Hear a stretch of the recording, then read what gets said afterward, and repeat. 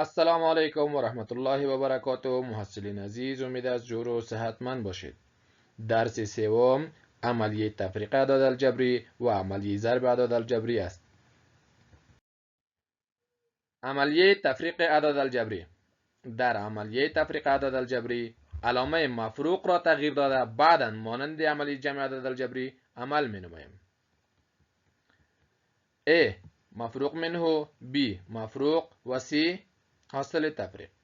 مثال اول: مثبت 3 منفی مثبت 4. مثبت 3 در حالت خودش منفی ضرب مثبت منفی، یعنی میگه که علامه مفروق را تغییر بدهید. علامه مفروق تغییر خورد منفی 4. حال یا مختلف علامه است تفریق منمایم. از 4 که 3 بروه منفی 1. سوال بعدی: 12 در حالت خودش علامه 3 تغییر خورد مثبت. از 12 که 3 بروه منفی 9. سوال بعدی: منفی 4 منفی 6. منفی 4 در حالت خودش از 6 علامش تغییر خورد مثبت. از 4 که 6 بره و میمونه مثبت 2.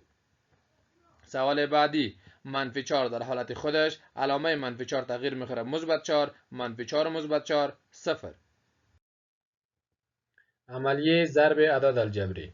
در عملیه ضرب اعداد الجبری اولا علامه ها را ضرب کرده و بعدا اعداد را با هم ضرب می نماییم. منفی ضرب در مثبت منفی، مثبت ضرب در منفی منفی، که اینها را میگه مختلف العلامه. منفی ضرب در منفی مثبت، مثبت ضرب در مثبت مثبت، یا را میگه هم علامه. اگر تعداد علامه منفی چی باشد؟ تاق باشد، جواب منفی. اگر تعداد علامه منفی جفت باشد، جواب ما مثبت است. مختلف العلامه: منفی ضرب در مثبت منفی 3 12 36. سوال بعدی: مثبت ضرب در منفی منفی 2 4 8. سوال بعدی: منفی ضرب در مثبت منفی 4 4 16.